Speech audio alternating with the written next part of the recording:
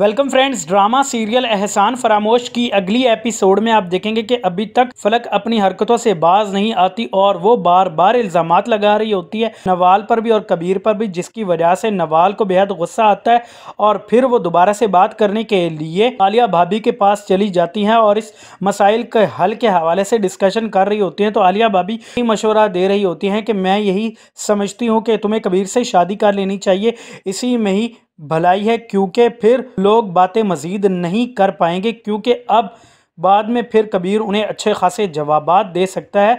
और वैसे भी कबीर की बेटी की अच्छी परवरिश और अच्छी तरबियत तुमसे ज़्यादा कौन कर सकता है, इसीलिए ये एक बेहतरीन फ़ैसला होगा। जिसके बाद फिर आखिरकार नवाल इस रिश्ते के लिए राज़ी हो जाती है और कबीर के साथ शादी करने के लिए राज़ी हो जाती है, जिसके बाद इनकी शादी भी हो जाती है। और जब ही फलक को ये बात पता चलती है वो बहुत ही ज़्यादा नाराज़ हो जाती है और फिर वो हमज़ा को बता रही होती है कि देख लिया आपने, मैं बिल्कुल सच कहती थी और दुरुस्त कहती थी कि नवाल आपको धोखा दे रही है और आज आपने सब कुछ देख लिया। जिसके बाद हमज़ा बहुत ही ज़्यादा गुस्से में आ जाता है और वो दोबारा से नवाल से बात करने की कोशिश करता है। तो कबीर अब मज़ीद उससे बात नहीं करने देता और वो अच्छी खासी हमज़ा को बातें सुना देता और वो बिल्कुल भी उससे डरता नहीं है, जिसके बाद इन दोनों के दरमियान काफ़ी ज़्यादा झगड़ा भी हो जाएगा।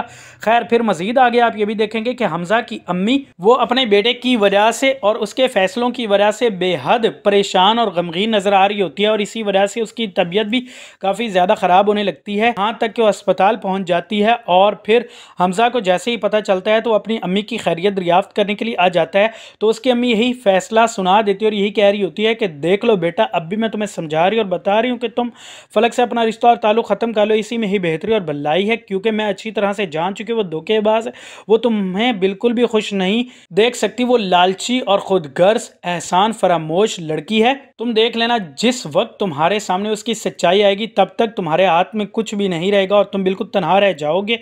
तुम्हें मेरी तमाम तर बातें भी याद आएंगी। खैर, इस वक्त तो हमज़ा तमाम तर बातें खामोशी से सुन रहा होता है और कुछ भी जवाब में नहीं कह रहा होता।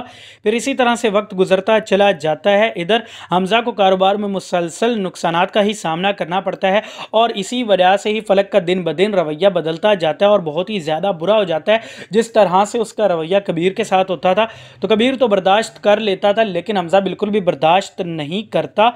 सो फ्रेंड्स, अब आपको क्या लगता है कि जब हमज़ा के सामने फलक की हकीकत आ जाएगी तब उसका क्या रद्द-ए-अमल होगा? दोस्तों, आप अपनी कीमती राय नीचे दिए गए कमेंट बॉक्स में हमें ज़रूर बताइएगा and make sure to subscribe the channel.